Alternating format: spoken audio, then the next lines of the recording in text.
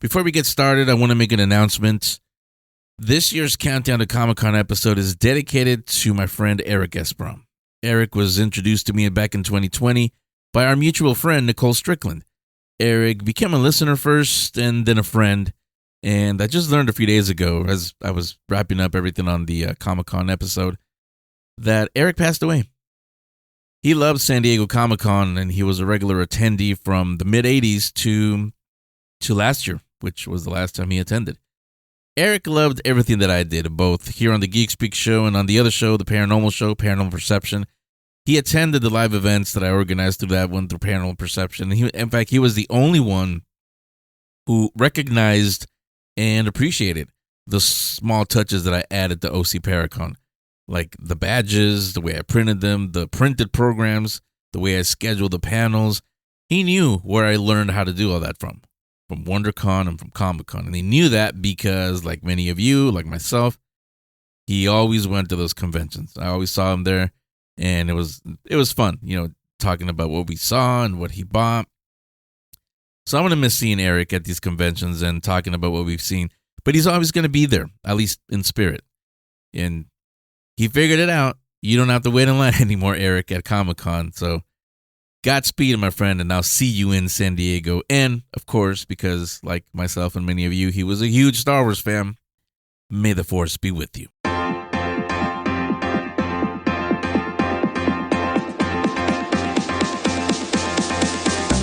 We've been counting the days since the beginning of the year. This is the week we've all been waiting for. This is San Diego Comic-Con week. Welcome to the Geek Speak Show, Volume 2's Countdown to Comic-Con.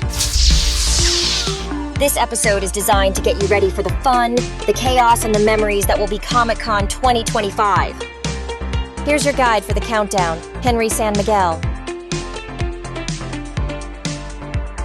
Finally, it's that time of the year. It's the episode you wait for all year long.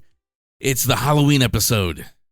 No, I wish. I know we're all getting excited for San Diego Comic-Con this week, but I'm getting more and more excited about fall weather, football, and October, and of course Halloween.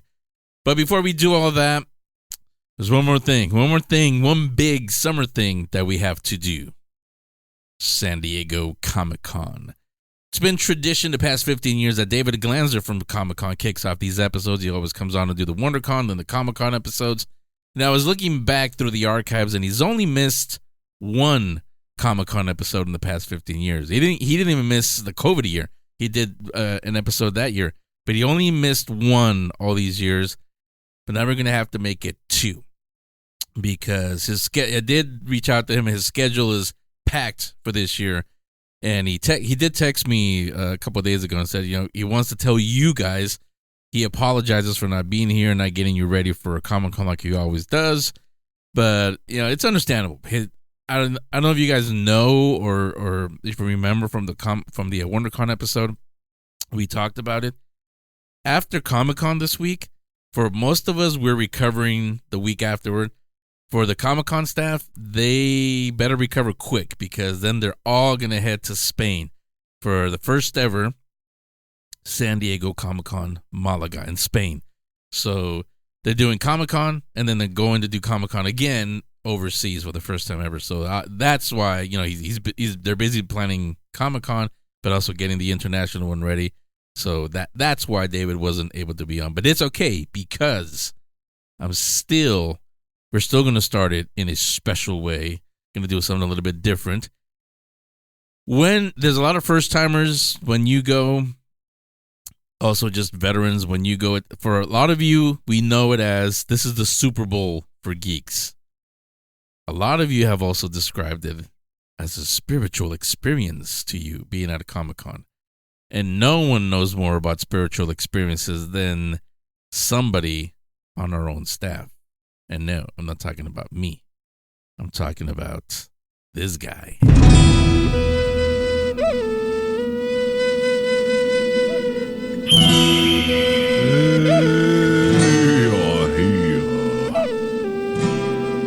Henry. Aho, young warrior. Now, I am here. You have mentioned spirituality, and you have summoned me. Whoa, wait. We gotta set the scene here. We got the music in the back. I'm not gonna let it play the whole. I got like 4 minutes of this, but we won't let it play. Everybody, we always talk about smoke breaks. You've got to light up right now, tobacco or whatever you want to light up with. No judgment here. So light that up. Yes. Sit in front of the fire pit. Open your ears and get ready to receive some teachings from Shanclen regarding this gathering of geeks and nerds, the adventure that awaits those who wish to gain entrance to the Hollow of H.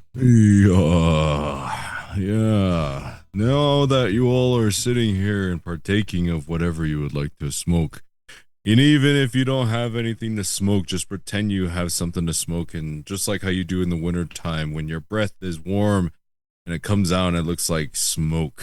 I know you all did that as when you were kids. Yes. I wish I was doing that right now. I hate the heat, but go ahead. I know, yeah. It's really hot over here too, but hello everybody.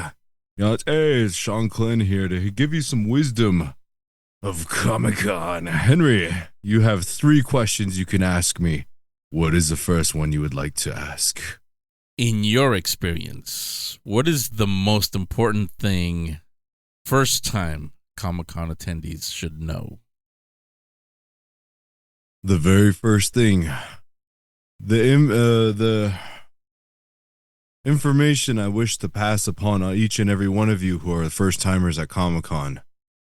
Have a good pair of shoes. See? Told you.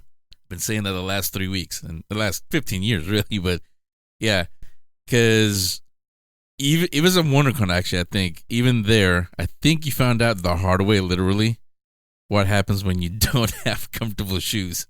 Yeah, you will get blisters, everybody. You will get blisters, and it will hurt because I don't think the first time I went to Comic-Con, I was just like, oh, okay, because I've been to WonderCon. I was like, cool, yeah, it's not that far apart, it'll be all right. But let me tell you, you will be walking miles when you go to Comic-Con in San Diego. There are different buildings, different floors, and then even outside, and even over at different buildings outside. And then you got to go walk outside to go get some more food in downtown San Diego. And if you're like me, you're going to go find a cigar lounge that's about 2 miles away from Comic-Con itself.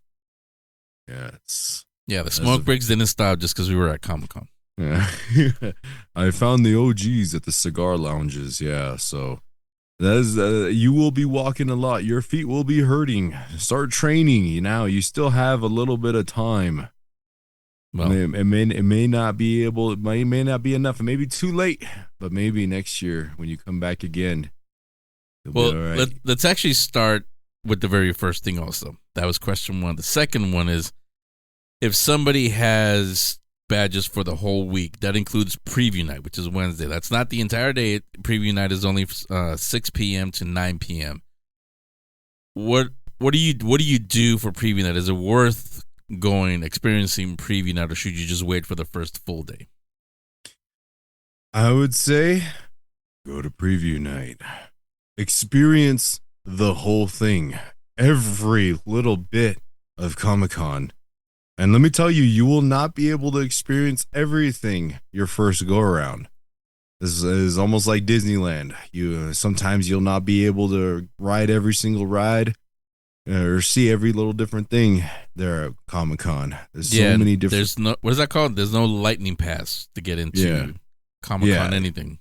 And the only lightning pass is if you get a media pass here from Geek Speak Show, then you can get a little bit of a lightning pass. But if you're just a regular, no.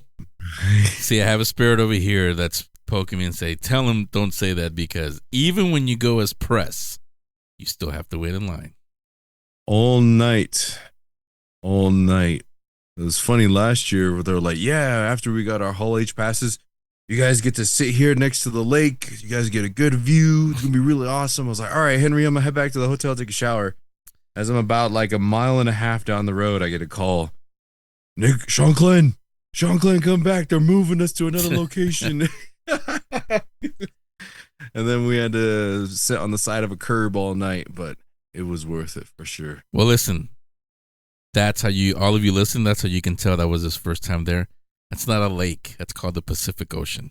That is a bay. I'll call that a bay. There we go. I'm a desert rat, so I never seen that much water before. All water looks the same to me. All water is water. Water is life, everybody. But yes, it's worth it to go to preview nights. But let me tell you, like I said, experience everything as much as you can. And that's where step one question number one comes in. Have good shoes, because maybe sometimes you'll be running to be able to catch certain events at Comic-Con. Now, if any of you are thinking, I can just take my shoes off, do not. You don't want to walk barefoot there. You just don't. Mm-mm. Mm-mm. Not because it's dirty, but because people will step on you. There's a lot of people there. Trust me. You're going to have a Shanclen size 13, 14 boot, steel toe come right on your toes. So wear proper shoes and footwear. Yes. Now, the other one, the obvious one is, especially after you start seeing the lines and everything. I've always said Comic-Con is lines. Just get used to it. You got to be in a line to see if you can be in a line, to be in a line all day. Should I even try to get into a panel? Doesn't matter what panel, but just into a panel. Yes, you should. Because especially if it's somebody you really want to see, or some people that you really want to meet, or even a project or movie, show, artist, cosplayer, anything that's going to be there. How many other chances or times are you going to have to be able to see these people up close? At first, yeah, at the time when I'm waiting in line and it's just like, is this really worth it? Is this really like this? Should we, especially in Hall H, we're just like, it's hot, it's cold, but when you find that magic and see that magical moment of seeing the person you've been waiting for, and this is probably like the first and last time you'll ever see that person in person, you get to feel their energy, feel how they talk, see how they walk, how they present themselves, and all these huge crowds. It's 100% worth it. But I do have to say, I did see people with those folding stools. Very, very smart. If you want to get one of those folding stools that kind of fold up into a disc, I would recommend getting one of those, because I wish I had one. I would say required, because one thing that a lot of people don't know, I knew because I've done the Hall H experience a few times, but a lot of people don't realize that if you take you think, you know what, I want to take beach chairs or whatever, you can. Just make sure it's beach chairs that you don't want to keep, because they're not allowed into Hall H. So when you're done sitting in them all day, you either got to dump them or find somewhere to put them. So those stools, you can just close them up, put them in your bag, or just strap them up, and there you go. You take it. You can take it into Hall H with you. So yes, I would say required. That's a very good invention. Whoever came up with that. Yes, especially with the lines.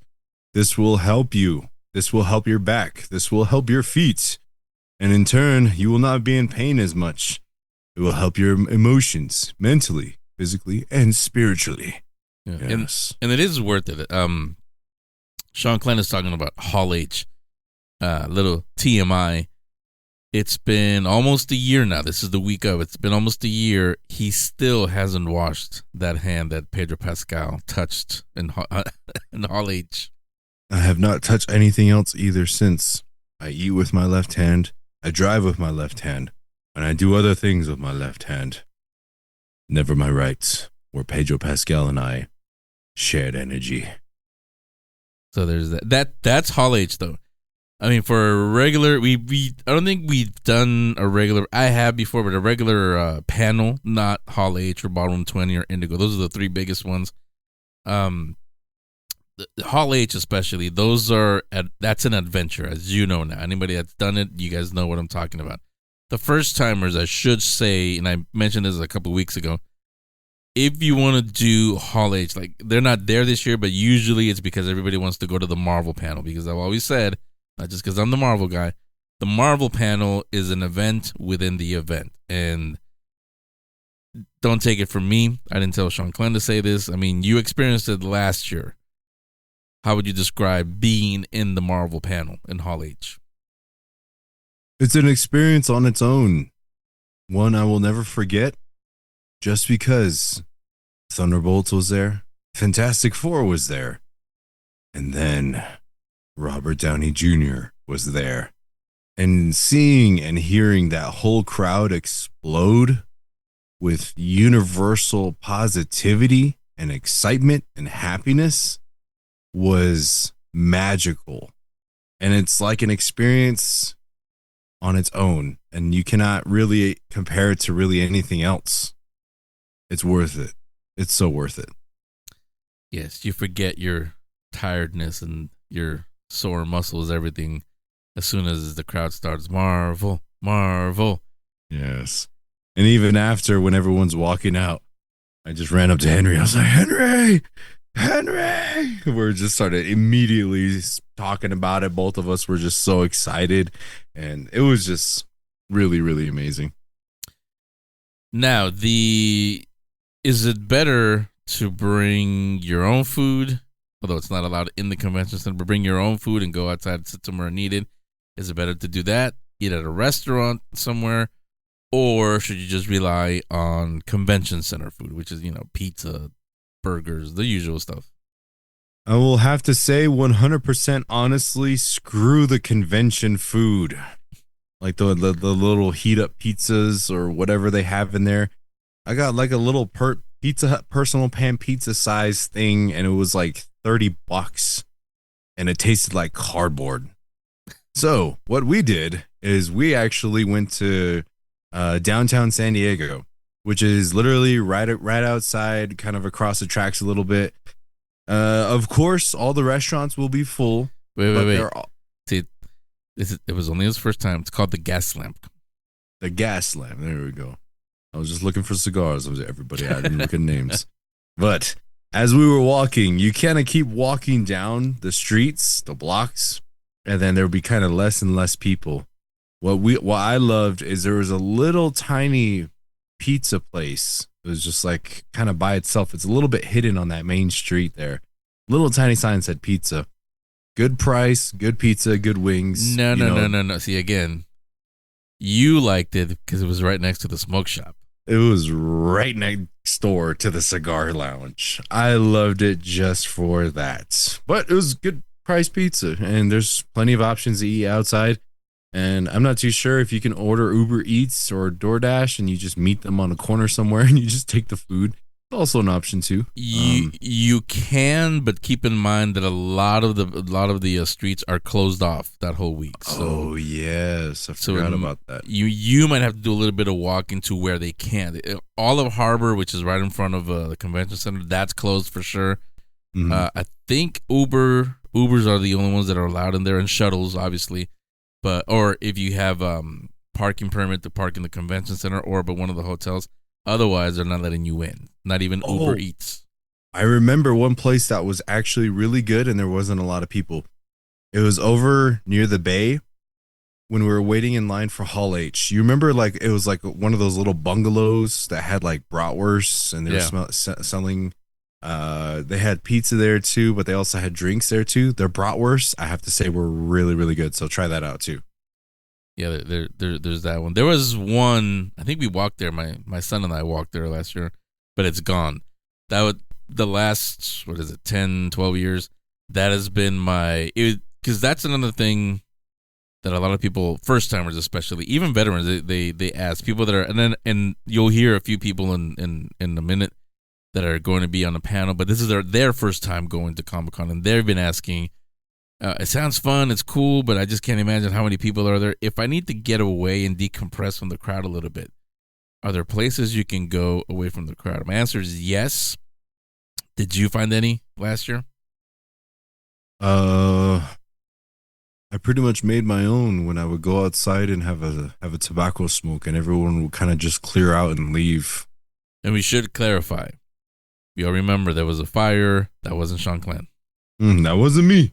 That wasn't me. I was coming back, and then everyone's all like, Shanclen, did one of your cigars start the fire? I'm like, I was in the completely opposite direction. Same thing in Hall H when we were waiting for the Marvel panel. All of a sudden, it got smoky in there. We couldn't see anything. And I think Isaac or somebody, one of in our group said, where's Shanclen? I said, he's right here. It's not even smoking. Don't blame it on Shanclen. Swear it wasn't me, everybody. It wasn't me. Yeah, he's about to experience the Marvel panel. Why would he do something to not have it happen? Yeah, I would have to say there's some spots here and there, a little bit kind of outside of the hotels. I would have to say there's some spots that are kind of open right there. There's some spots over near the Bay Area or the Bay Area too as well. Also, I do have to say and recommend, if you see a crosswalk or an empty street, take the crosswalk, or you're going to get yelled at by staff. I got yelled at. It sounded like my mom yelling at me because I didn't use the crosswalk. I was about 10 feet away from it, and he yelled at me. See, I had forgotten about it. Obviously, you were traumatized because you still remember it almost a year later.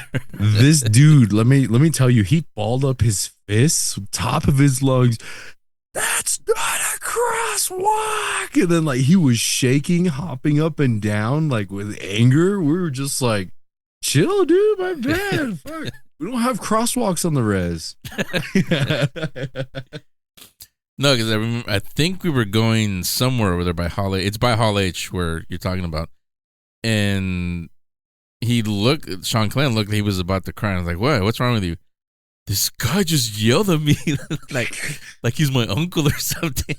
It's like, this guy's yelling at me like he knows me, bro. Like, fuck. Like he just caught me doing some crazy shit. I was just a little bit off the crosswalk. And mind you, let me tell you, this road is blocked off. It's just like the only people that can go in are like catering vans that have food for the hotel and stuff. Yeah. Like there's no one that can drive in there. It was blocked off. So I was like, okay, cool. I don't have to use a crosswalk. It's blocked off. Use a crosswalk. I'm like, God damn, my bad. Yeah. But I mean, let me ask it this way. Is there anything, because if it surprised you, I'm sure it's going to surprise any first timer. Is there anything that surprised you or you weren't expecting, even after everything that I kind of tried to prepare you for? Is there anything about Comic-Con that surprised you or you weren't prepared for? Hydration. Hydration is definitely a big thing. Try to find water and always try to have water on you. Because especially in times like when you go into Hall H, if you leave, sometimes they'll give you a pass. You can get like a bathroom pass to go like once or twice, but then you can't come back. So you might lose out on some of these things too. So always know where like the bathrooms are and always have some water. That's pretty much the biggest thing. Oh, and bring sunscreen too. Yeah. If you're gonna be outside, because Shanclen got a little toasty and burnt out there. I had, my beaded bracelet, suntan on my wrists for months after that. Yeah, I was wondering if you're going to bring that up because actually we have I think it's on our Instagram. There's a picture of you when you're waiting in the Hall H line, all covered up. I know. I was just like, bring sunscreen, and if you have seen those little gadgets or gizmos that you can clip onto your belt, that's like a little AC fan. Definitely get one of those too, because even when you're waiting in line and sometimes even when you go inside too, it can be a little toasty with all those bodies and breathing in there. So have one of those clip-on AC units on your belt. You've all laughed at somebody because like, oh, they look dumb with that fan on. Believe me, you won't care. You will want two of them when you're at Comic-Con. And let me tell you, like, these things aren't like 100% like needed. I would say like 97%, but it will make your experience so much better if you don't have to worry about overheating. You won't have to worry about your feet hurting. You won't have to worry about sitting down when your legs are tired. Getting good shoes, getting that stool, getting a little AC, and having some water. You'll have a great time at Comic-Con, and be sure to use the crosswalks. And I will say something about what Shanclen said about staying hydrated. I know they brought back at least I've seen them in some stores over here. They brought back the Coke cans with the name on them, and everybody wants to collect all the names. Do not drink soda. Drink water, because sugar hydrated drinks it's going to make it worse. I'm telling you. Yes. Water is life. Even though the bay and the ocean is just right there, you can't drink that. Salt water. Don't drink that. Don't drink that. No. Yeah. So there.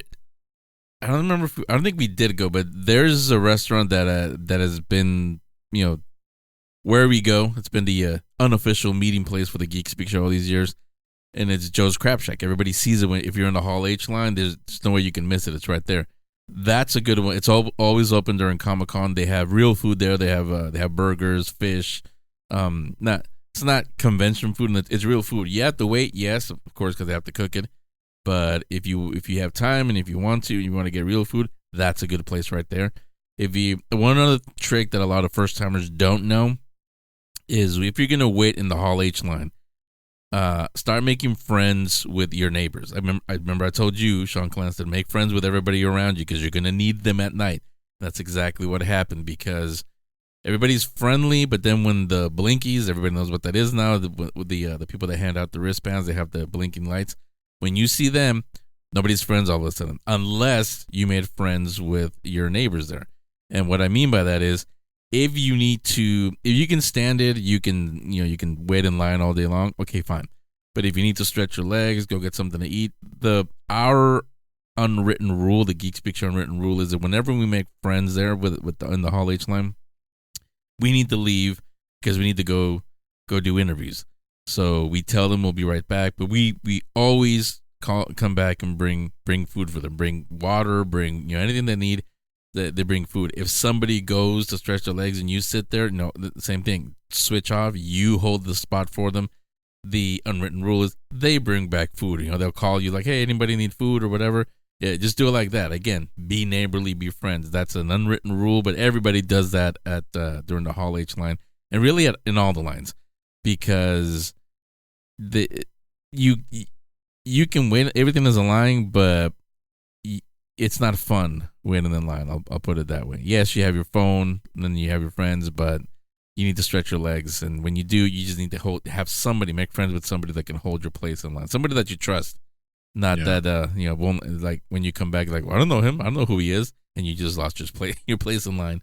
Like I'll tell everybody this, how important this is, because like I mentioned earlier, I was about 1.5 miles down the road heading back to the hotel.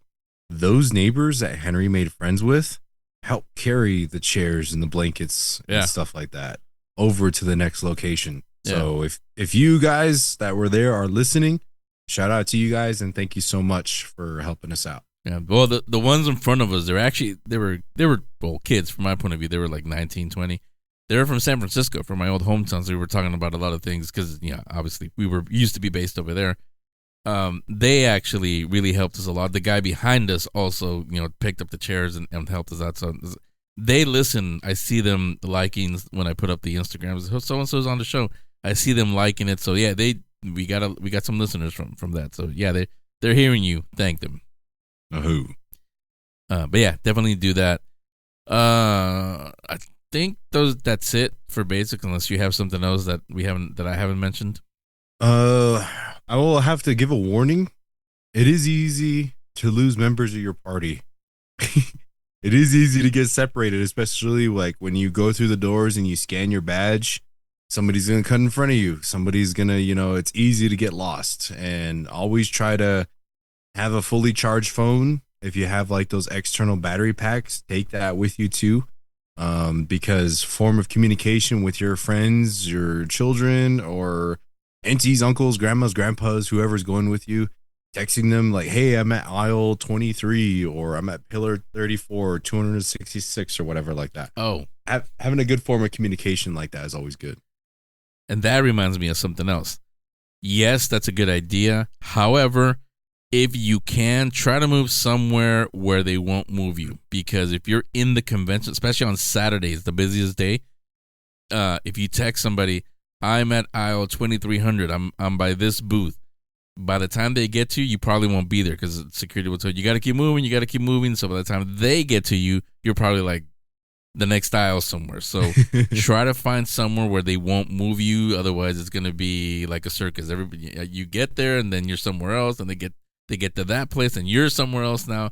So just to avoid all that, just try to find somewhere where they're not going to move you. Yes. And last thing I got to say is just have fun. Enjoy everything. Meet new people. see new things, experience new things. Like it was pretty awesome to see different types of, comic book artists, seeing directors, producers, actors, seeing Keanu Reeves giving Pedro Pascal a high five, and just experiencing the whole thing, because honestly, that's like the only place you can experience something like that. You made it seem like Keanu Reeves was giving him a five. You meant you giving Pedro Pascal a high five. I gave Pedro Pascal a high five. I'm tall enough. I stretched my arm way out there, and he actually slapped my hand. Yeah. Yes.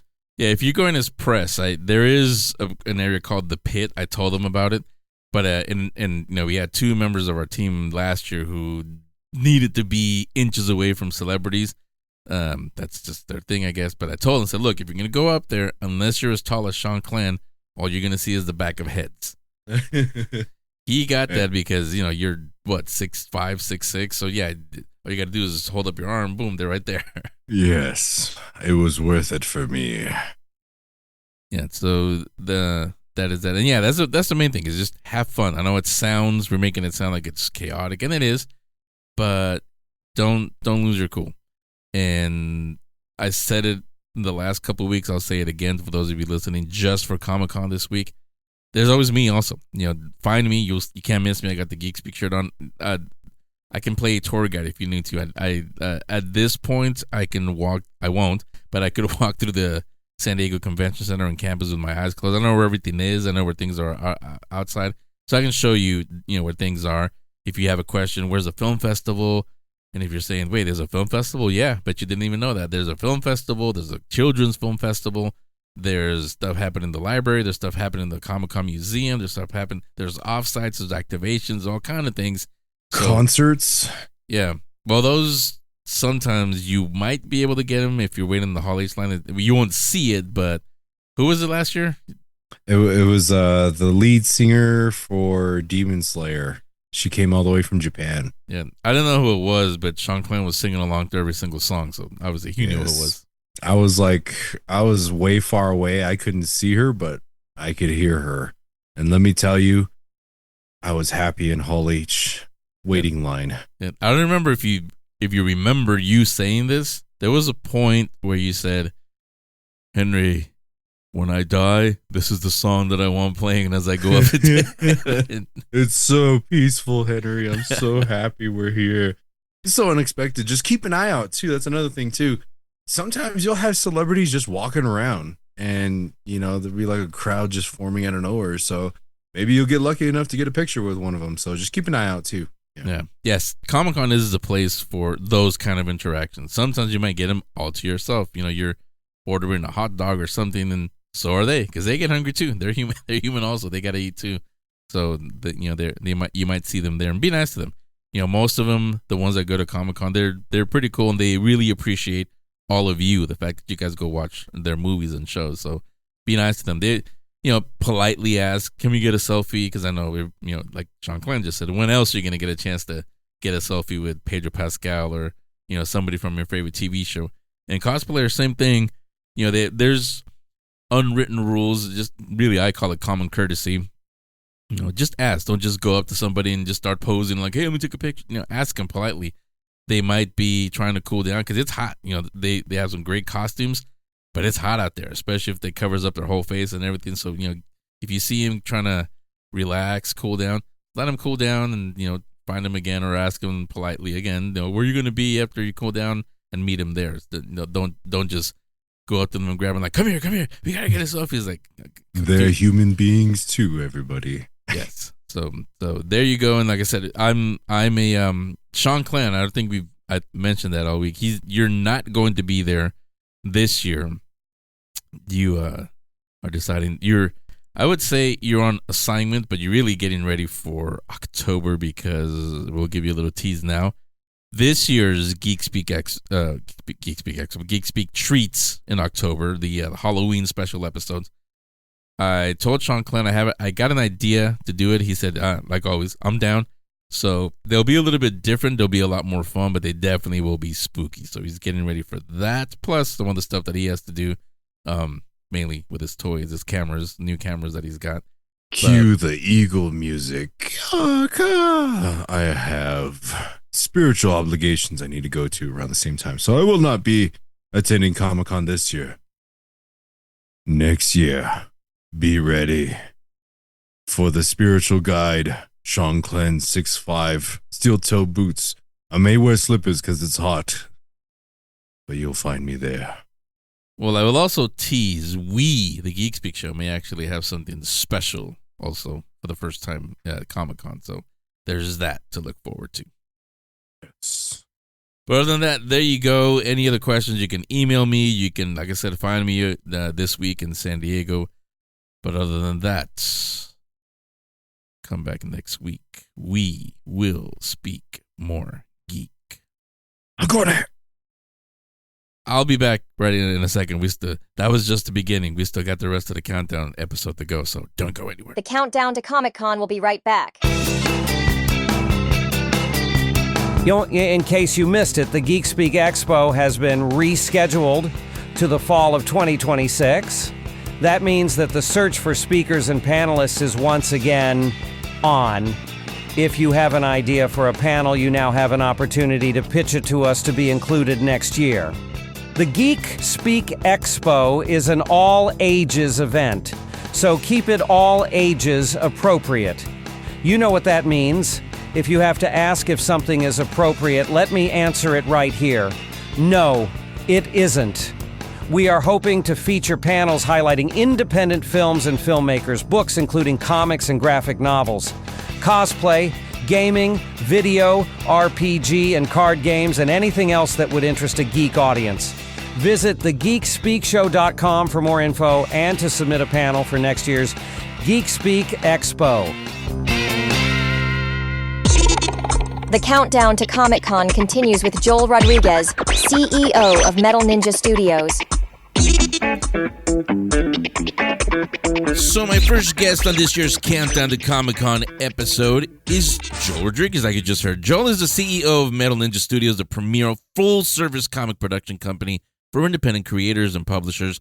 The company has just launched Concept to Comic just in time for San Diego Comic-Con. And on to tell us all about it, and Metal Ninja Studios' presence at the con, is Joel Rodriguez. Welcome, Joel. How are you? Hey, I'm doing great, Henry. Thanks for having me. Yeah, thanks for coming on. So let's start with the latest news, obviously, and that is, what is and how exactly does Concept to Comic work? Yeah, so Concept to Comic is our proprietary full-service, done-for-you comic production service. So basically, anyone that has a story to tell and either doesn't know the ins and outs of the comic industry, of production, they can come to us, and within 6 months, they will leave with a ready-to-go, print-ready comic. Yeah, it's a fantastic idea. I love that. Now, let me ask it this way. I was about to ask, what are you looking for? But let me ask this instead. Is there any type of story you will not accept? No, not really. I mean, we don't exist to be gatekeepers. We actually exist to get rid of the gatekeepers and make it to where everyone can tell their story. Anyone who sees my team walking around Comic-Con, you'll see us in shirts that all say your story deserves to be seen. And that's really the foundational principle of Concept to Comic. I love that. As somebody who for 4 decades made a living on the First Amendment and no censorship, yes, I love hearing that. No, there is no story that you won't take. So glad to hear that. Now, it's on the website. I'm sure you talk about this to people when you're there at Comic-Con. But how can Metal Ninja Studios? How can you guys deliver a faster turnaround than most studios? Yeah, one of the biggest things is we work with a pre-vetted roster of talent.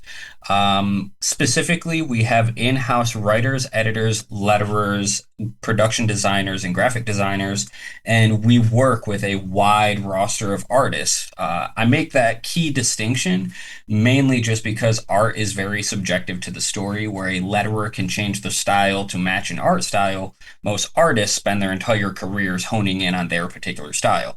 So with that, we don't have in-house artists. We work with a roster of artists. That way we can match the exact art style to the story. But with that being said, every artist and every creative that we work with is pre-vetted, and we have very high standards when it comes to our quality, our turnarounds, and what it takes to work with Metal Ninja Studios. And with that, we're able to follow our processes and our proprietary system to the point where it's repeatable, high quality, consistently. And case in point, a comic that we're actually going to be showcasing at San Diego, our client is going to be there talking about it and promoting his book. It's called The 51st, and it's a parody comic, satire, I should say, that we brought from an initial concept, a call between me and Spencer Voikin, the client. We had a conversation about this would be a funny idea, and 84 days later, he had a completed comic. And everything you mentioned, I'm assuming for first time creators, stuff that makes their head spin like, wait, what does that mean? That's the best part really about concept to comic, is that you guys will handle everything, and all of you are very experienced in all those departments, right?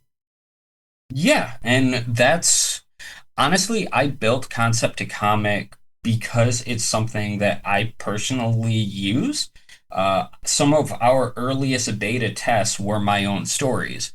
I got into the industry as a writer, became a letterer, learned all about the ins and outs of production. And as Metal Ninja Studios grew, I saw a real need for people who either wanted to make comics and didn't necessarily have the time or the energy to commit to learning the entire trade. That shouldn't necessarily rule them out from being able to tell their story via comics. So we lend our expertise through the concept to comic process. I like that. So is concept to comic, is it only for first time creators, or can veterans also take advantage of this? No, veterans can take advantage of it. We work with basically anyone who wants a streamlined process. The biggest difference between a veteran and a new creator or first time creator is really what they can expect the process to be. For example, a new creator is going to be coming in as a blank slate. They're not really going to know what the process is, whereas we teach them the process. As opposed to a veteran creator, our process is different than how they are likely used to working, because one of the defining features of concept to comic is when you're working with us, you're not responsible for managing if you're a writer, for example, you're not responsible for managing the editor, the artist, the letterer, the production designer, the logo designer. With concept to comic, you have a project manager. You talk directly to that project manager, and it's our responsibility to manage the individual creatives. Yeah, again, another thing that I really like. And another question I was just thinking about, you're probably going to get it from everybody that you meet at Comic-Con this week.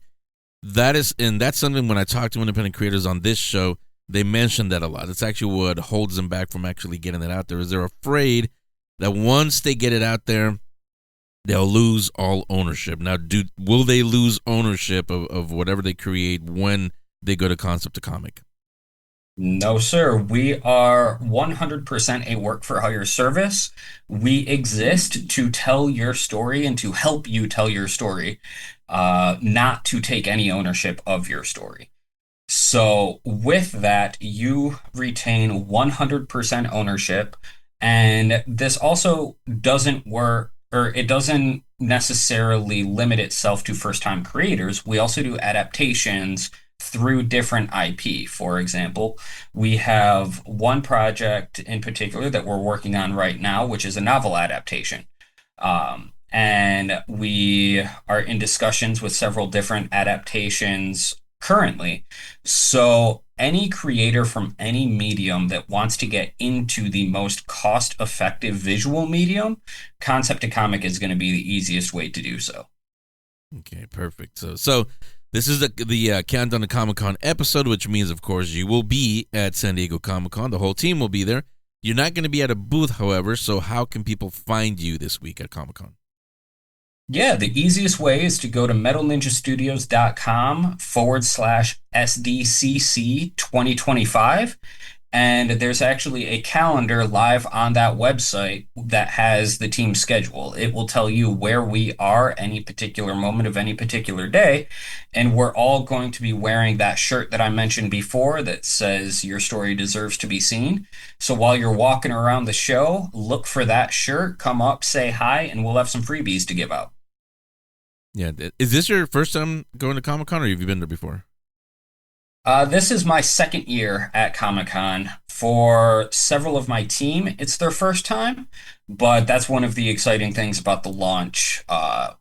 We actually have an international team with members all across the U.S., and our senior designer actually lives in Chile. And this is the first time we're all going to be in one spot, and it's to promote the launch of Concept to Comic. That's great. I hope I see you guys. I mean, you know how crazy it gets during Comic-Con, but I hope I do run into you guys, or to you at least, to say hi in person.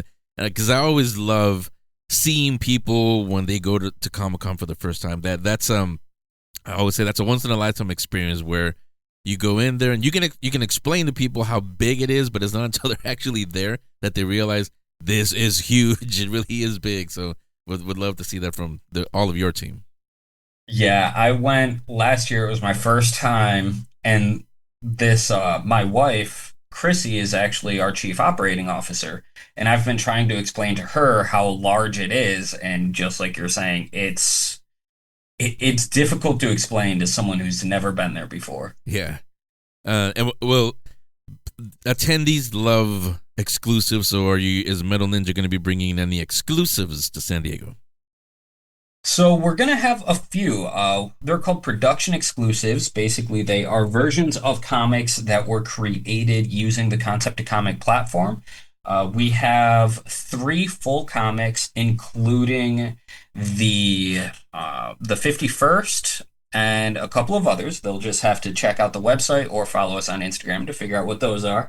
And one of the big things that we're going to have, and this is a freebie for anyone, is we're actually making a zine, like an old school folded paper zine for Concept to Comic. You come up to any of the team during the show, ask us for a zine, and you'll get one, no questions asked. On one side, it folds up, makes a little comic, and if you unfold it, it has a poster celebrating your story and Concept to Comic. Okay. I've got to get one of those just because it just sounds cool. So I gotta find you guys and get one of those for me. So I have everything linked up on the show description for all of you to follow along. Joel, thanks a lot for coming on. Again, Joel Rodriguez, CEO of Metal Ninja Studios. They will be there this week at San Diego Comic-Con. Look for the shirts, Concept to Comic, especially if you have an idea, but you just don't know how to get started. They will help you out. So thanks a lot, Joel, and I hope to see you this week in San Diego. Thanks, Henry. I'll be sure to keep my eye out. Hopefully I see you. The countdown to Comic-Con continues with Amin Amat. And we're back. So as you're all well aware at this point, immigrants have been topic 1 in your social media feeds and on news for the past few weeks. Well, they're going to be the focus of a panel at Comic-Con this weekend on Saturday, July 27th at 12 p.m. Make your way to the Marriott Marquis Grand 10 and 11 for a panel titled Immigrants Changing the Face of Pop Culture. One of the panelists is a new friend of the show, Amin Amat. All of you heard Amin a few weeks ago, I think it was last month, when he first visited the show to tell us about the Road to Oz Chapter 2 Kickstarter. Since then, it's been successfully funded, but before he turns his attention to Chapter 3, he's going to be in San Diego this weekend for this panel. Before that, he's right here. He's back on the show to tell you all about the panel. Welcome back, Amin. How are you? Hey, how's it going, everybody? Oh, just to make sure, yeah, it's Saturday 26th, peeps. I know he said 27th. Want to make sure you guys show up to the right panel. Yeah. See, that's what happens when you have these long things. I've got so many things going on that just numbers are just coming at me. Yes, but you're right. 26th, Saturday the 26th. at 12 p.m. Everything else is correct, right? The room numbers and all that. We're all good. We're all good. Yeah, but this Saturday, July 26th at 12 p.m. Yeah, you're right. So first, let me start. I just mentioned it, but let me tell you, congrats on successfully funding The Road to Oz Chapter 2. Let's start there. Thanks. Yeah, and so we'll talk about that a little bit towards the end, but Sure. let's focus on, we were talking about this. I think you mentioned it the last time you were on. This is going to be your first time ever at San Diego Comic-Con, so not for the panel, but just you, the person, Amin. How are you getting ready to finally go to the big one, to San Diego Comic-Con? I mean, that usually comes after, like, whoa, that was a long one. I mean, it's I hadn't planned it. It was something that Liz, who's my publicist, and she also organizes a lot of the panels, that she just came out. She literally came out of nowhere and kind of like, oh, by the way, you're on a panel at San Diego Comic-Con. Here's the date that we have tentative, and yeah, see you there. And I'm like, what, where, what? I'm like, wait, there's only one place that you say Comic-Con. And I had to go back and forth and kind of like, are you sure? Did you just say, is it San Diego? And she was like, yeah. And I'm like, what? So it's, yeah, I jumped into, I guess, the whole, that foray of looking for a hotel,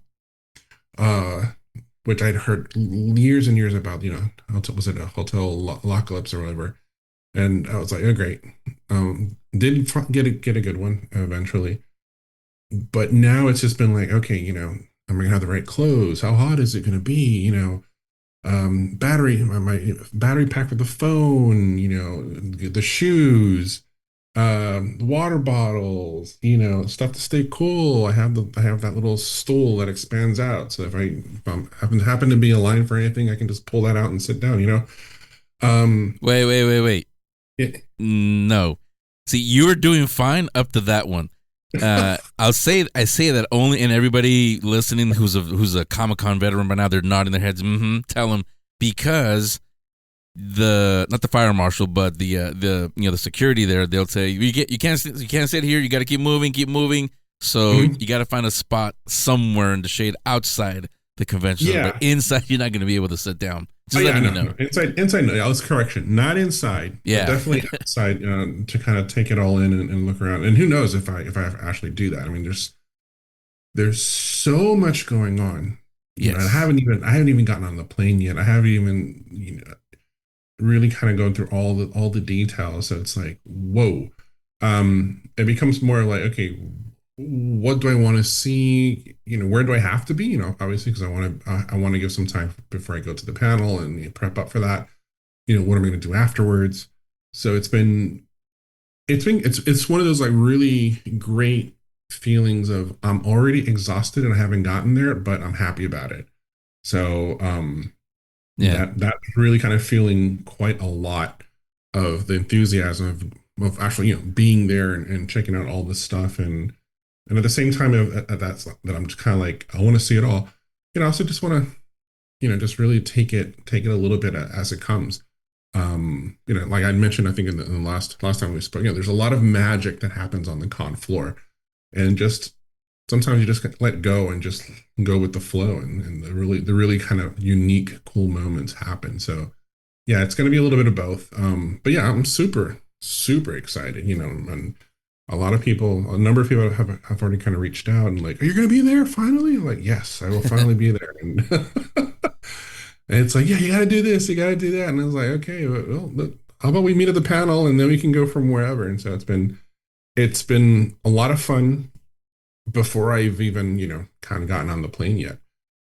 So I'm looking forward to be very, very tired on the flight back, but like with a smile. Yeah. Yeah, as I said, the exhaustion usually comes late Monday afternoon. Then by Tuesday, the depression because it's over. Like, I can't wait till next year. That's usually how it goes every year. But I was going to say, actually, part of the reason, even though you haven't gone to San Diego Comic-Con, you have gone to New York Comic-Con, which is also a huge one.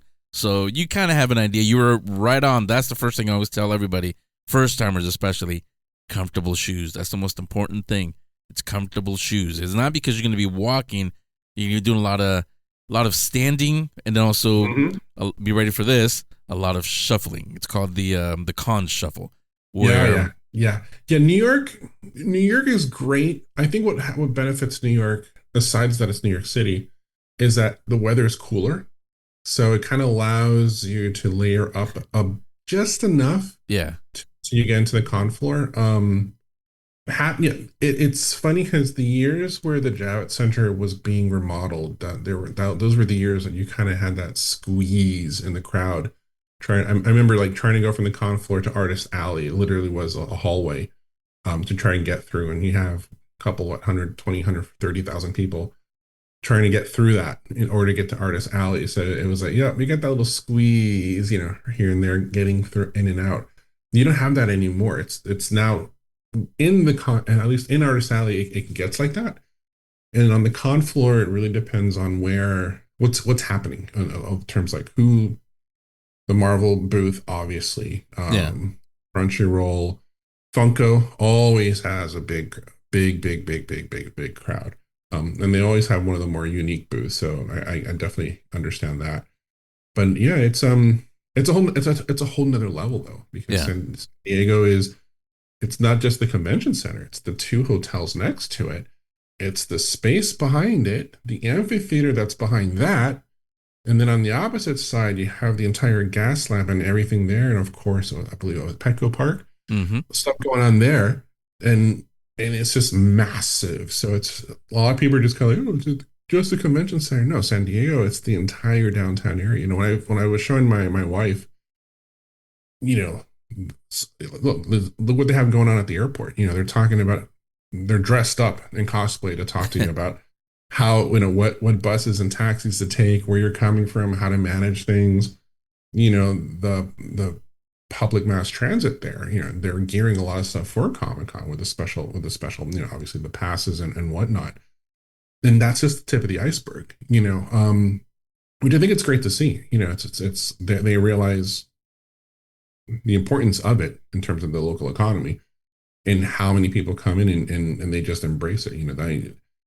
I've seen other places where they're kind of like, they don't really want to embrace it, yet they have to acknowledge that these type of events do bring in quite a number of bodies and money, especially with everything that's been post-pandemic. Like, you need people to come by and go check out your downtown and all these stores. So the fact that San Diego has just really embraced it and really kind of almost set the standard, and now being able to see that in person, like in real life, it's going to be, I'm super, super excited. I always remind people, the city of San Diego, I always remember they let the Chargers leave before they let San Diego Comic-Con leave. That's how much the city wants it. They let the sports team leave.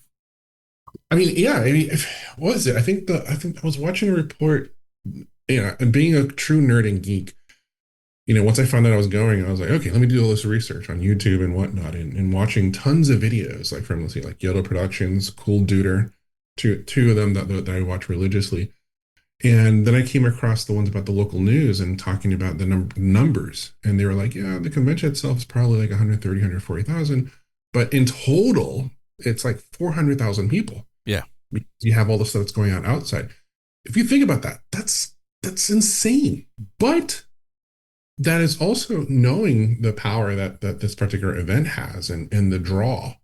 And really saying, you know what? No, we're gonna take advantage of this. Let's have people that can't go to the convention participating with these other things, and it's to their benefit to have, the offsite activations going on, because that's a hell of a like injection shot to the downtown area, to any downtown area, for that matter. Of everybody coming down there, and we're all gonna get hungry, we're gonna be thirsty, there's the after parties and all the other stuff. So I'm actually happy. And kind of like, well, they're doing it right. Yeah, well, to you it's gonna feel familiar because for that week you can ask anybody. San Diego's like New York. How they said New York is a city that never sleeps. San Diego does not sleep that weekend. Even if the convention center is closed, Everybody's at the gas lamp, at the restaurants, at the bars, and eating, drinking, yes, but also making friends, making lifelong friends, because everybody's there because they like the same things. So yeah, it's going to be a lot of fun. Now, this is your first time at San Diego Comic-Con. This is also your first time on our Countdown to Comic-Con episode. On this one, you're here for a reason. Is because you're on a panel. Now, being on a panel does make things a lot easier. You at least know, at least on Saturday, I'm going to be here. You don't have to worry about, okay, where do I go? You'll know you're going to be there. So, like I said, Saturday at 12 p.m., you guys make your way to Marriott Marquis Room Grand 10 and 11. The panel is called Immigrants Changing the Face of Pop Culture. Now, when you come onto this show, you don't give out the entire panel, so don't do that. Although you really can, because it's going to be pretty organic, I think, this discussion. Mm-hmm. But a general idea, what is it going to be about? What is it going to cover, the panel? I mean, a good overview is, in context with what's going on, I think that all of us, all the panelists, we're going to be giving like our sort of point of view and our experiences of bringing, our own unique backgrounds into the medium that is, into pop culture and comics per se. And also likely probably divulge a little bit more on what exactly were those particular items that you brought in to kind of contribute. This is all pop culture. I think what makes it very appealing worldwide is it's a big melting pot. And being able to bring new perspectives and new ideas that are coming from you and adding it into this massive melting pot, it really just makes things a lot more unique. And it kind of enables you to kind of tell stories that you couldn't tell, but with your own perspective. And I think that in and of itself, that's pretty much what we're going to be touching upon is our how our experiences and us in our growing up have contributed into what is pop culture and comics, which is very, very true. There's a lot of stuff which I am doing that with the Road to Oz that I really couldn't do before, and I'm tapping into all that stuff and putting it in there. But yeah, not to give too much away, but that's I think that's kind of like the good 2-page cliff notes on what's gonna happen. It's gonna be a good time. I've already been on a panel with a few of them before, so in New York, and they always have really great things to kind of talk about and some great jokes. So it'll be an educational time. It'll be a fun time too. But we're going to touch upon something that right now is kind of like it's everybody's aware of it with everything that's been going on lately. Yeah. And again, you don't have to get into details. This is not the episode for it. But what's one, maybe more, misconception about immigrants and pop culture that you hope is brought up during the panel?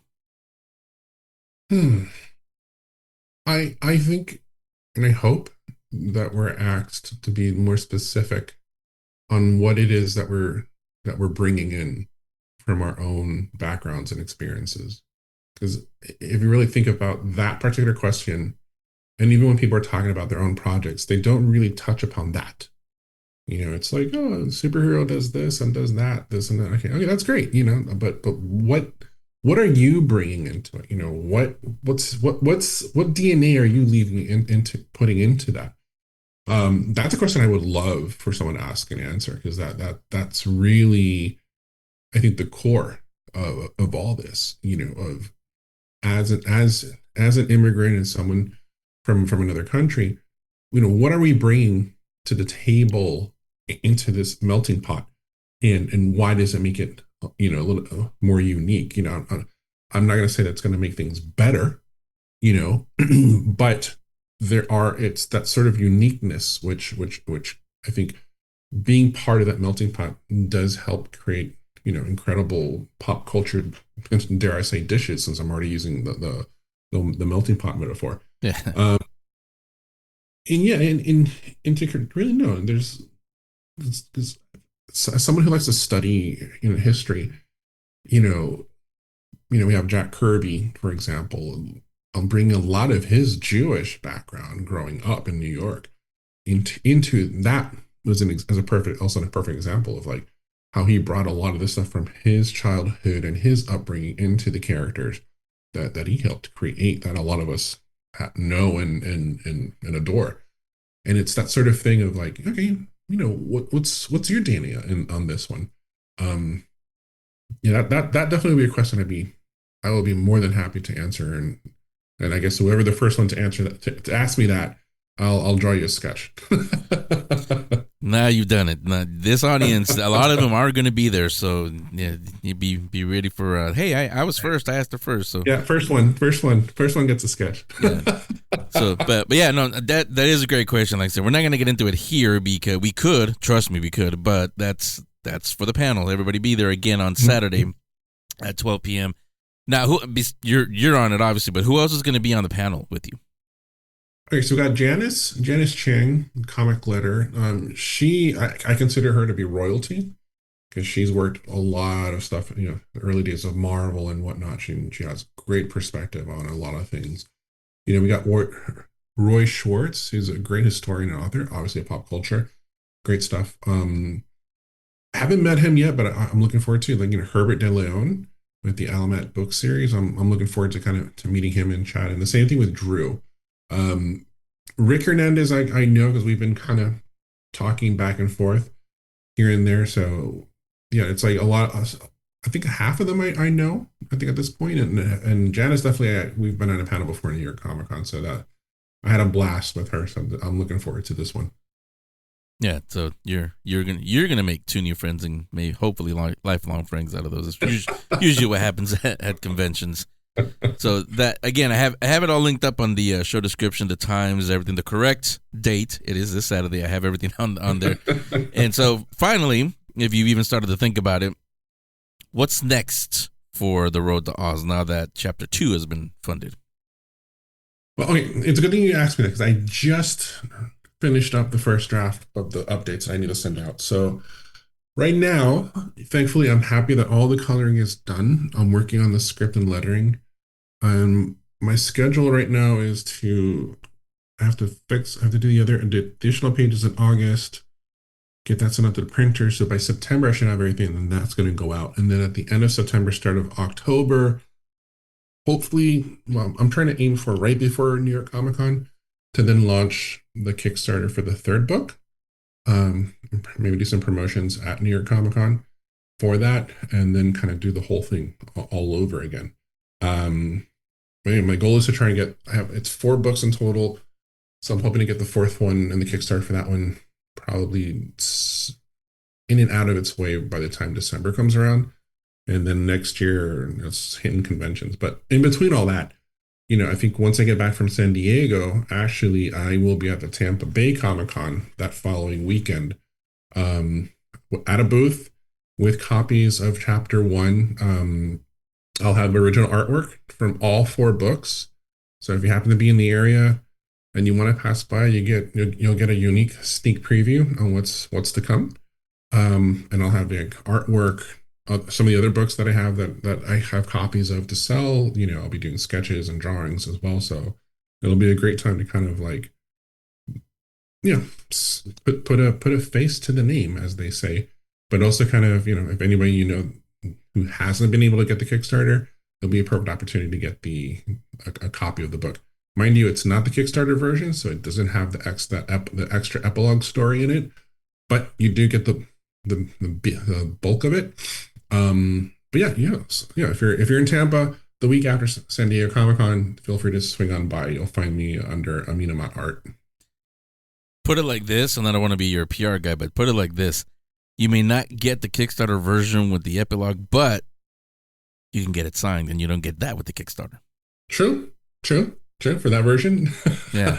No, because these people, they love getting things signed and getting exclusive, so sell it that way, and they'll think, I gotta get it. You get that signed, you get a poster signed. What else do I got over here? I have some other prints. Well, I always say be careful when I ask that question, because then you're going to start getting some weird stuff. Can you sign my arm? Can you sign my this? Like, no body parts is what most people say. We'll sign the books, but not body parts. No, that's true. That's true. Yeah, I mean, I don't think I've gotten to that level of Stanley sort of fame yet.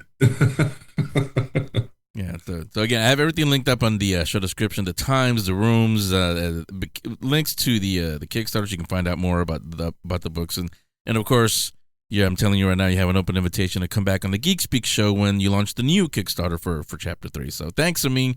I'll see you hopefully sometime this weekend in San Diego. Yeah, definitely. Let me. All right, this is great. This has been great, man.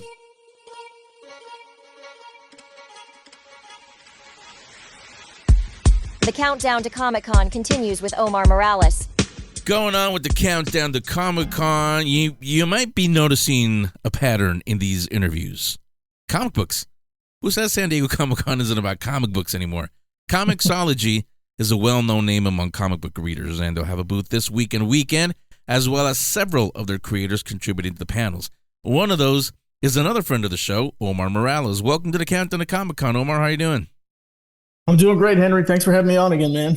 Yeah, thanks. This is your first time doing this one, too, so glad you're here. Yeah. So you're going to have a full schedule this weekend, so let's briefly go over. I think I told you this before we started, but we don't go over the whole thing. We just tell people I'm going to be here, so make sure they go there, too. So let's kick it off on Friday with, I think it's a signing at the Comixology booth, number 1935 at 2. What are you going to be signing at the booth?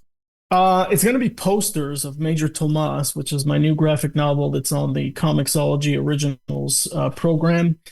We were debating postcards, which is what I did for WonderCon, but they said, no, let's go big, literally, and do some posters. The other thing, too, guys, a little bit of breaking news here for you is Major Tomas is going to have a very physically big presence at the Comixology booth. I can't really say what it is. I'm not allowed to show pictures yet, but if you swing by booth 1935, you will see what I'm talking about, and it's gonna look amazing, man. You mean that full-size rocket you told me about? Not quite a rocket, but so something very visually enticing and incredibly physically large. So I cannot wait until I'm allowed to talk about this and show people what it is. Yeah, so that'll be at the booth or the whole week or when? At the booth, Comixology booth 1935. So I'll be there at 2:00 signing the posters. I'll be there also Saturday at 3 p.m. signing posters. And then Sunday at 10 a.m. signing posters of the graphic novel Major Tomas. So if you want to come get a poster signed by me, Friday 2, Saturday 3, and Sunday 10 a.m. Yeah, and I'll put everything on the show description for all of you guys, so you guys don't have to write it down. Awesome. So at 4 p.m., this is also on Friday, you'll be on the How to Write Comics Naked panel with Mark Bernard. And what's that panel about? It's really just about how creators kind of bare their soul, if you will, and really pour themselves into their scripts. And you have to kind of be emotionally vulnerable, right? So, just going back to Major Tomas, there was a lot of me in that book, in that story, in that character of just things that I experienced in life. So you'll hear other creators' perspectives like Scott Snyder and some of the other Comixology Originals creators. So I'm really looking forward to that one. Okay. So metaphorically naked. Yes. Yeah. Because I wanted to ask you, wait, how did you guys get this through the Comic-Con? They usually don't allow, nudity at the panels. Yeah, no, I'm not going to be taking my shirt off. Yeah, well, maybe outside because it does get hot over there. But that makes sense, what it's going to be at. So let's move on now to your busiest day, which is going to be Saturday. It all starts at 1 p.m. in Grand 12 and 13 in the Marriott Marquis with the Building Authenticity and Changing Culture with Comics panel, along with Kristen Barras of Comadres y Comics. It's pretty obvious from the title, but what are you going to cover on that panel?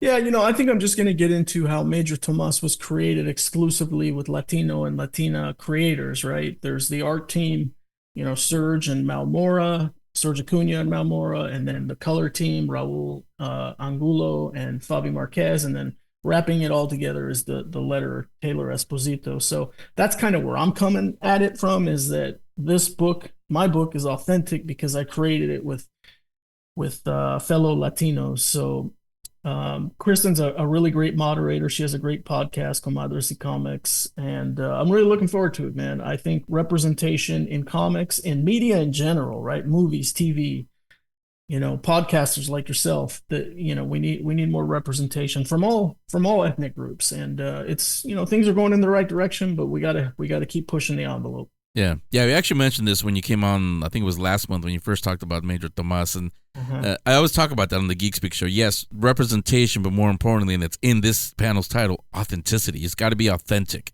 because if you just adapt somebody else's culture, well, thanks, but it's not really authentic. Sometimes you don't get it right either. So yeah, I'm glad we're seeing more of this. They say representation, I say authenticity. So yes, glad you're going to see that in this panel. Yeah, and I'm pretty sensitive to that too. Like when I see a creator creating a book about an ethnic group, or like the main characters of an ethnic group, and they're not in that ethnic group, it just, I don't know, dude. It just doesn't seem right. I know exactly. You know why? I don't know if you've seen this on. I think it's still streaming on HBO Max. It's the well, not it's a show. I think it's a biopic of Chapulín Colorado and the Chavo. Oh yeah, I've been watching it, man. Yeah, when I sometimes watch the original Spanish language version, but when I watch the English one, I cringe when they call him Chespirito and it's El Chapulín Colorado. I was like, come on, really? And then when they I know what they're trying. They're literally translating like "Sígame los buenos" and "Que no pan del cúnico," but it just sounds weird in English.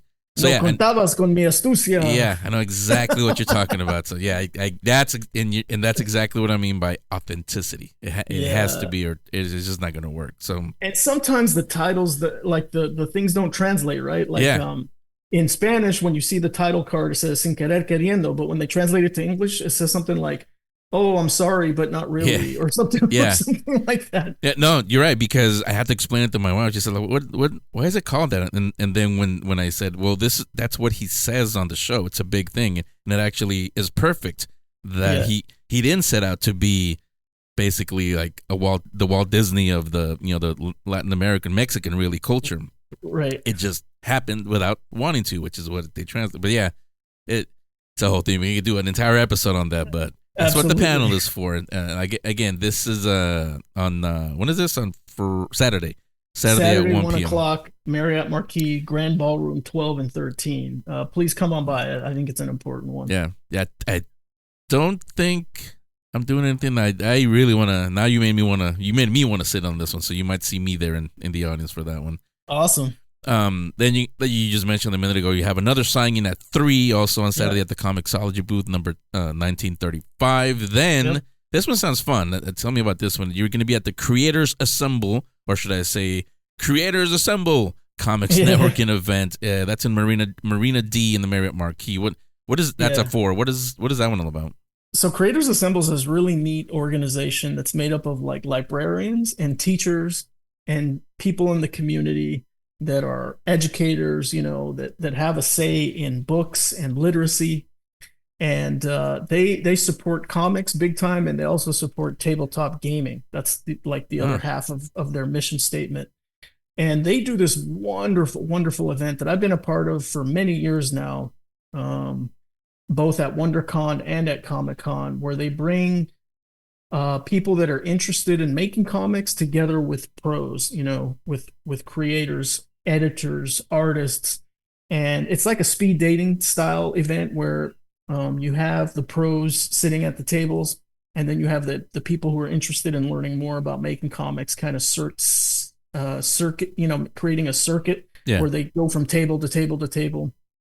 And it's a great place to shake hands, exchange business cards, maybe make a contact or two.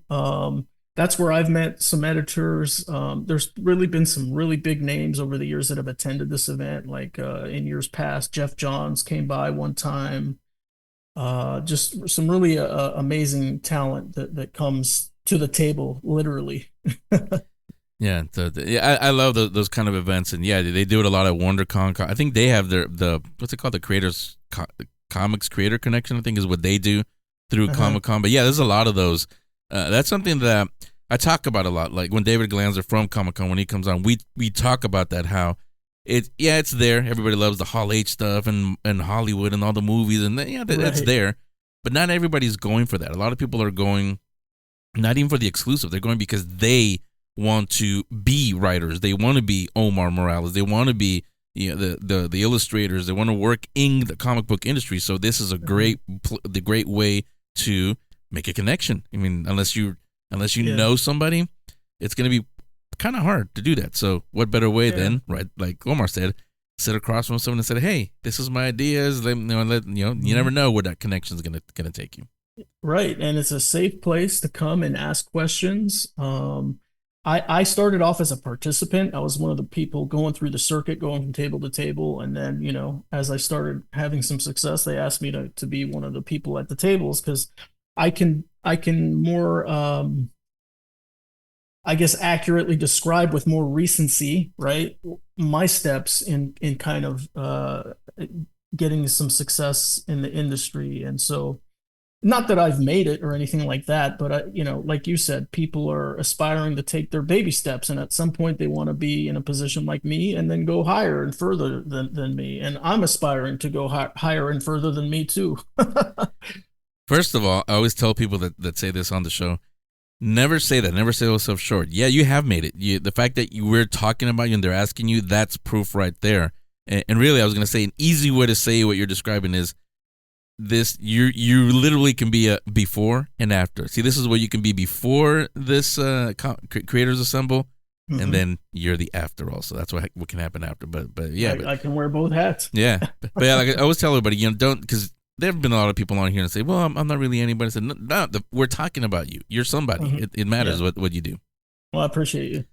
Yeah. So that was that 6. No, when is it? 3 p.m. 4 p.m. 4 p.m. at on Saturday. Yeah. See, again, and if those of you are trying to write it down, like it's going to be on the show description, so it'll be right there. Don't worry about it. We got you. So at 6 p.m., that's what I'm looking at here. You'll be in room 28DE for your sci-fi comics flicks with, this is a perfect name, Ernie Estrella. It really is a perfect name. Yeah, and I'm assuming there's going to be a big spotlight on Major Tomas during that panel. It's me and other Comixology creators that have sci-fi books on Comixology. So yes, I Major Tomas will be one of the spotlights, but other people will be spotlighted too. Yeah. I'm trying to think of the lady's name. She wrote a book called Alienated on Comixology. Her name is escaping me right now. She's an Asian creator, and she has a really fun book about this gray alien, and like people should check it out. And there's going to be other creators too talking about their books. Wait. Are you talking about a gray alien or the gray aliens? I guess the gray aliens. Okay. Yeah. Well, you people, listen. You got to go see, because Omar and I, you get us going about the gray aliens. We'll be here for 9 hours. So absolutely. That's why I was like, wait a minute, wait, is it the gray aliens or just a gray alien? That's why I was asking you. So a little side note, I went and rewatched Communion with Christopher Walken yesterday. Dude, I did not realize how goofy that movie gets towards the end. I was like, wait a minute, I don't remember this being this campy. Like, oh my God, they're taking what was a very serious abduction, a real life abduction, and made it into this Christopher Walken, singing and dancing parody of what happened. Oh my gosh. Yeah. Where'd you see it? I think it was on Amazon Prime. Yeah. So if anybody's wondering, like, wait, what is it? It's on Prime. Is it on Prime, or is it one of those that you have to rent? No. It's part of the if you have Prime, it comes for free. Okay, so there you go. Yeah. Thank Omar Morales. He just gave you something to watch tonight. Yes, Communion with Christopher Walken. If you're in for a bizarre ending, then go for it. Yeah. How do we get to? Oh, we're talking about the panel. See, this is the beauty of podcasts. We can talk about whatever, whenever. You never know what you. And he just gave you a recommendation. You're welcome. This is at 6 p.m. room 28DE, your sci-fi comics fix. So besides, like I said, Major Tomas, and the Gray Aliens comic, there's going to be obviously a focus on sci-fi, right? Yeah. Like, for example, one of the Comixology originals books that I've been reading is called Edgeworld by Chuck Austin. It's really cool. It's like a Western, but it's like set in space. So you have these like swashbuckling, like cowboyish, roguish characters, but it's all set in this like really backwater little outpost in outer space, where there's all kinds of things going on with violence and all the things you would expect in something like Deadwood, right? Except it takes place in outer space. So instead of real guns, it's like laser guns, but it's got a very Western feel to it. And Chuck might even be on that panel. I'm not quite sure. But anyway, those are the kinds of things you'll hear about in that panel. Science fiction books that you can find on Comixology originals, and then the creators will be there talking about their projects. Yeah, and then Sunday, 10 a.m., back at the Comixology booth for another signing. Yes, and then after that, hopefully I can catch my breath, get something to eat, walk around on the show floor, and then maybe find some cool what do we call it? Collectibles that I can bring back to my office, which is already loaded with collectibles. The surprise, I don't remember if you mentioned it. Is it going to be there the whole weekend or just for that first day? The whole weekend. Okay. The thing is, it's not going to be revealed, I think, until Thursday. So I still can't talk about it even right now. Yeah. But I can't wait for people to see this thing. I can't wait to see it myself. It's going to be really cool. And come on by, man. Come for the big attraction, stay for the autograph, and get a free poster. Yeah. So, is it going to be the poster? Or is it going to be like the postcard you gave at WonderCon? Yeah, it's going to be the front cover by Rene Delise. Okay. It's got Tomas and the cast of characters, the rocket ship blasting up into space. So it's that cover, Okay. Which I'm sure people have seen. But if you want a poster of it, come on by. They're free. Yeah, you've seen it, but you haven't seen it autographed, so you can own that. Again, exclusives. That's what San Diego Comic-Con is all about. You can get that at the booth. Comixology booth is $19.35 again. And all of this, if you're going like, wait, you're talking too fast, I couldn't write it down. Again, it's all in the show description, so just go there. It's all there for you. So it sounds like a full, fun weekend in San Diego for you, Omar. Thanks for checking in and letting us know where we can see you. If all of you want to follow Omar online, let him know where they can follow you on your socials. I use the same handle everywhere. It's at Omorales81. So OMORALES 81. And I'll be posting about my schedule and then Wednesday when they finally reveal the thing at the booth, then I'll be able to post about that too. But yeah, man, come on by. I'm happy to talk to folks, whatever, questions you have about making comics or about, Major Tomas or any of my other projects. Like, I'm happy to engage with folks, man. Yeah, so all of that happening this week. And so we'll see you in San Diego. Omar, thanks again for coming on. Thank you, man. The countdown to Comic-Con continues with Henry San Miguel. So to close out this year's Countdown to Comic-Con episode, let me bring back a guest that was here back in March for the WonderCon episode. Lucy Linger is the founder of Linger Longer Films and the director of Faithful, a Scottish fairy tale. Faithful screened at WonderCon, and if Lucy is joining me on this episode, then you know what that means. Faithful will be screening at San Diego Comic-Con. If you missed it at WonderCon and you've heard what a great short film it was, and you should have, because I said it on the show afterwards, but then here's your chance to see it again, or for the first time. This Thursday, July 24th at 8 p.m., make your way to room 7AB in the Convention Center. That's where the film's going to screen. It's going to be introduced by a familiar voice, a.k.a. the one you're hearing right now. And on to tell you all about that and the film is Lucy Linger. Welcome back, Lucy. How are you? Hey, I'm good. Thank you so much for having me back on. Yeah, thanks for coming on. I'm glad actually that you are on because, like I said, it means that you are the film at least is going to be screening at San Diego Comic-Con. But before we talk about the screening, if somebody's hearing about this for the first time, let me have you talk about Faithful. What is the movie about?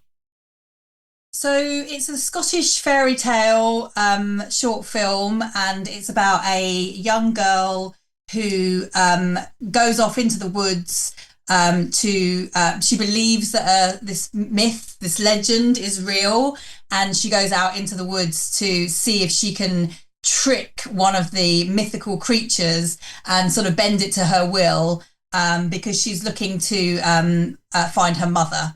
I won't give too much away, but yeah, it's a real into the woods story, and it was literally into the woods. We shot it in and around Scotland. So yeah, it's great scenery, great story, and some fantastic acting. Yeah, I mentioned this when you first came on for the WonderCon episode, but one thing I love about Faithful is exactly what you said, that it is very authentic because it is filmed, people that know the folklore, and it was also filmed on location, so that makes it authentic itself. That's a lot of these movies that adapt stories, they really don't get the story, and then they change it around, and then it's not the story anymore. This is not the case here. It's pretty self-explanatory, but when people watch the film, they won't be lost. They're going to love it. And yeah, we don't want to give too much away. We do want you guys to go watch it. But why, for Fraser Cool, the writer, why was it important for Fraser and you to screen it at San Diego Comic-Con? So, Fraser has been a massive fan of Comic-Con since he was like 11. He used to stay up late to watch the panels and stuff. So he's always been a massive fan. I've been aware of how significant San Diego Comic-Con is for, decades, really. It's such a recognized name. And so from our point of view, we're a tiny little indie film from the UK. We're like a tiny little part of a tiny little island on the other side of the world. So it's kind of mind-blowing to us to think that this huge event that, showcases such massive blockbusters has found a place in its heart and in its program for our little film. But what was amazing about having screened it at WonderCon is we really found that it's such a great fit for the audiences. People want IP, they want original IP, authentic stories, they want myths and legends, they want superheroes, they want real people doing incredible, amazing things, and they want, fantasy creatures, and it's just got all of that baked right in, and it's only 15 minutes long, and it kind of just takes you on such a roller coaster journey, and so we're just really delighted that San Diego have recognized that we are the small version of what people really want to see, and so they found a space for us. So we're so excited to bring the film to that audience. I like that. Also, last week I had a guest on who they're also going to be at Comic-Con. They're going to be debuting their film there, and it's a small indie film, and they said the exact same thing, that it's amazing that an independent film that, that like you guys, that you put everything financially, everything into it, and you're shoulder to shoulder with Star Wars and Marvel and all the big Hollywood movies. That's the great thing about something like a San Diego Comic-Con. So yeah, I get that part, and you're definitely going to get the perfect audience there for that. So speaking of which, let's get into it. Of course, we're not going to give away the entire movie or what you're going to see on the panel, but let's tease, what are they going to see at the screening this Thursday? Well, we talk a lot about authenticity with Faithful, and as we've said, it's an incredibly authentic Scottish film. It was written and produced by a Scot from Glasgow. All of the crew are Scottish, with the exception of me. You can hear very much not got a Scottish accent. And a lot of the cast were Scottish. We had a girl from Wales as well. So real UK represent. But unfortunately, as you kind of slightly alluded to there, that's the thing with indie film. All of the funding, the film was entirely crowdfunded. We had no state sponsorship, we had no corporate sponsorship, and so all of the funding goes into making the film. And unfortunately, that just makes it really difficult for us to travel with the film. San Diego is so far away. Flights are expensive, accommodation is expensive. So unfortunately, we're not going to be there in person. But because we can't be there, we decided that a lot of the questions we get asked are about what it was like working with the dogs on set. And we talk a lot about the Scottish weather and how that affected the way that we shot. And so we thought, actually, really probably better than just hearing a couple of us there talking about what that was like. Why not show you what it was like? So we've created an exclusive behind the scenes little feature to take you backstage, if you like, so behind the camera, and see. So we got some stuff around what the costume fittings were like, how that works, working with the dogs, some cast and crew interviews, and also actually on set with us. So if you are a fan of film at all and you're interested in how film gets made and the sort of, you want to come to the magician's circle and see all the tricks exposed, this will be a real treat for you there as well. Yeah, as you're saying that, I haven't seen it yet. You haven't sent it to me, but I almost want to play that first and then the film, just so they can see everything that you went through, and then this is the finished product. Because, again, yes, we keep saying it's an independent film.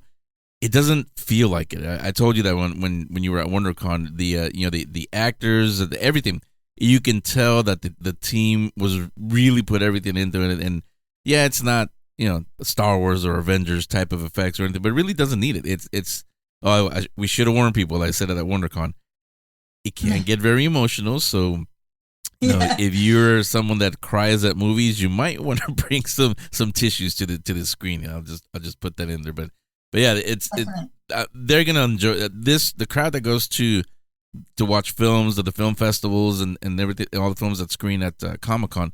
A lot of them, they don't just like watching films; they love the business of film, the business of making films. So yeah, that's gonna be a great thing for them to watch.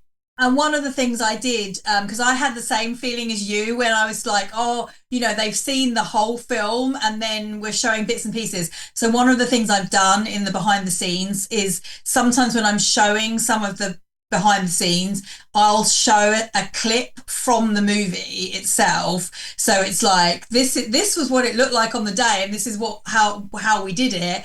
Do you remember what it ended up looking like eventually? And then we just play, just like 30 seconds or something of the movie, so that you've got that frame of reference, because I think that is what really, it always blows people's minds, that the way in which you're able to, just up the production value, some of which is done in post with the color grade and the sound mix. It's amazing. Obviously you've mentioned our VFX guy. For a low budget indie, we were so lucky to have such an incredibly talented VFX guy who's worked with EA Games and he's worked with Disney, and so the VFX, for the money that we had available, the VFX are just really elevate the whole thing. So yeah, I've tried to do that exactly as you say, because the trouble is, if you watch the behind the scenes first, then you've got too many spoilers. But you watch the movie first, and then you're like, how did they do? And then we'll show you. So yeah, I think it should be a really great event all the way through. Yeah, I didn't think of that, but yeah, see, this is why you guys make the film, and I just talk about it. But again, so for everybody, that's this coming Thursday at 8 p.m. in room 7AB. So there's a few other panels, but not a lot. But if you're looking for, especially if you're a film fan and you're wondering like, where can I watch a film? Well, right there, room 7AB, 8 p.m.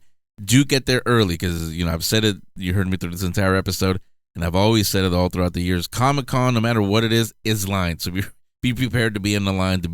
So to get into this, yes, you got to line up early. So get there a little before 8 p.m. I would say to get yourself a good seat. If some of the Geek Speak listeners, if they're not going to Comic-Con for whatever reason, is there any way they can watch the film other than at Comic-Con? So if you're in the UK, it's streaming on STV Player at the moment, so you can just watch that on your smart TV. We're actually negotiating distribution in the US as we speak, so we're really hopeful that it's going to be available in the US before too long. So we will let you know, and then you can let people know as soon as we have that confirmed, and where to watch it. But really, at the moment in the US, if you want to see this film, the place to do it is in that room at San Diego Comic-Con. So it's still pretty exclusive out in the US. Yeah, so when I think that's another invitation back to the show when you have a big announcement that you can watch it in the US on, whatever. Lovely. I would love to. That would be great. Thank you. Yeah. And in the meantime, where can they learn more about you online? So the easiest way to find out everything about the short film is just to Google Faithful Short Film, and that will bring up all of our website and the Facebook and the old crowdfunding site, which has got loads of behind the scenes information on it. My website is lucylinger.com, and I've got a lot of other projects on the go at the moment. We've just shot a TV pilot, and I've got a feature film that I'm working on. So yeah, we've got a lot in the pipeline, including hopefully a feature film version of this short film, Faithful. So again, I know how many reasons can we give you to come and watch this this film? But yeah, this is some really amazing IP of Scottish, authentic Scottish mythology, and we are looking at trying to expand it out into a feature, because the feedback we've had from people who've seen the short film is they just want more of it. They want it to be longer. They want a feature version. It has the potential. Scotland has the potential for like a Marvel universe of mythical creatures, some of which, like the Loch Ness Monster, most people have heard of. Others, like the Kushi that features in our film, much less people have heard of. So it's a great opportunity to go and see something.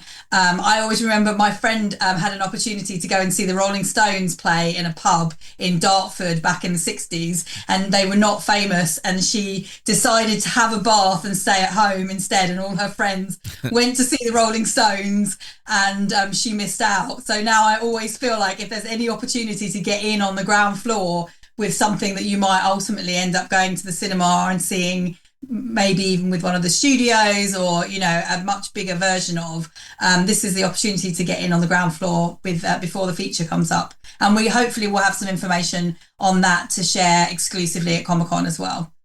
Yeah, I'm still thinking about that story you just told. I mean, imagine that, living with that. I almost saw the Rolling Stones before they were the Rolling Stones.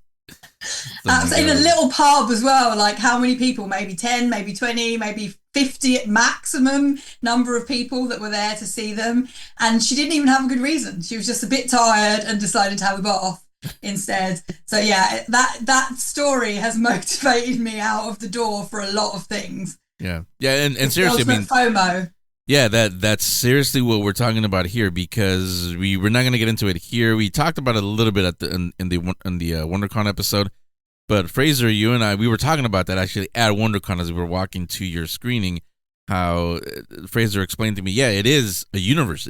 This can be a universe, not just one film. It's a universe, and that's what. Thank you, Marvel. That's what studios are looking for now. Is it connected? Is it a universe? So yeah, you guys have that already. And so many different ways that you can go with it, because you can, depending on who you're following, again, the same way that Star Wars does that, where because you can be on any planet, you can follow any story, and Scotland has a similar idea whereby you can have a character that just meets and interacts with a certain mythical creature, and then that mythical creature could have their whole, their origin story, Faithful is very much like a transformational story for the legend. And there's so many different ways you can go. And also, of course, one of the great things about it is what's the difference between our world and the other world in Scotland, and the other world where all of these creatures exist. Again, we touch on it in Faithful, but what is this other world like? Why are we separated from this other world? How do we get there? Do they come over into our world? Like, there's just so many. It's like it's just a sandbox that you can play in, and I think that's really the joy of it. As and as you said, Fraser has got just a huge, like, he calls it his little Rolodex of like Scottish myths and legends, and there's just so many of them, and they all have these fantastic specificity of powers and what the warning is, what the lesson is for humans, and whether they're friend or foe, and when those lines blur where you don't, they seem like foe at first and then they're really trying to help you, a bit like parents. Yeah. So there's just such a richness to it. Yeah. Again, we could go on with that, but we're not going to give it away. But in case you haven't heard us enough, this Thursday, July 24th, 8 p.m. in room 7AB, that's when the screening is going to be. Like I said, get there a little bit earlier because as you all know, everything in Comic-Con is lined, so you want to line up and get yourself a good seat. But room 7AB in the convention center at 8 p.m., that's when you can watch Faithful, a Scottish fairy tale. Lucy, thanks a lot. And I'm sure Fraser's going to hear this, but if not, pass it on to him. Thank you. Feel honored that you guys asked me to intro the movie to the Comic-Con crowd. Glad to do that for you. I'm going to miss seeing you guys here. I wish you guys could be at Comic-Con. You're an absolute lifesaver for stepping in and doing it. And absolutely, both Fraser and I are so grateful. Fraser actually today is working on another short film. He's part of the Sean Connery Talent Lab up in Scotland. So he's producing another short film. Like, we're both working so hard these days. And Faithful just seems to be elevating both of us as well, because it's just really an audience pleaser. So he's really sorry he can't be here today, but we're both so grateful to you for stepping in and helping us to get the film screened to the audience, which is the main thing. Yeah, my pleasure. And I'm going to say goodbye now, but I hope to have you guys back soon to announce that we in the US can watch it soon. Absolutely. It won't be too long now, I don't think. Yeah. Thanks, Lucy. Thanks so much. And that's it for the countdown. I think we're ready. I think preview night is about to begin. But follow us on Instagram for all pics during the con. I don't know if I'll be able to put them up during, 'cause you guys know when you go there, we just get tired sometimes. I don't always upload them automatically or immediately as soon as I take the pic. But anything and everything, videos, pictures, they'll all be on our Instagram for sure. You can also follow our YouTube, any interviews that we do. If we get you on camera, you'll find it on our YouTube channel. For that, probably give me until next Monday. You'll see them start going up there. If you see me in person at a Comic-Con, come say hi, especially if we haven't seen each other in a while. Or if you're a first timer and you feel lost or overwhelmed, like I kept saying all these past 3 weeks, get a hold of me through Instagram or email me, henry@thegeekspeakshow.com. Don't be afraid. I know you feel overwhelmed. I was a first timer a long time ago, but I remember what it's like. It's even bigger now than when I first went to Comic-Con. So I can imagine what it's like for somebody going for the first time. So, like I said, don't be afraid. It's not going to cost you anything. I don't all of a sudden show you around and like, hey, that's like $20 or whatever. No, but not that. My quote unquote paycheck is seeing your smile when you get to enjoy your first Comic-Con without worrying about what to do and where to go. So again, don't be afraid to reach out. Shanclen and me, Shanclen won't be there like you heard earlier, but Shanclen and I, we will be back next week. I may be a little bit tired, but it's okay. Also a little exciting because the countdown now begins. Not for Comic-Con, it'll be over, but the countdown to my favorite time of the year. Probably a lot of yours too. Fall, it's cooler, it's colder, football, and Halloween.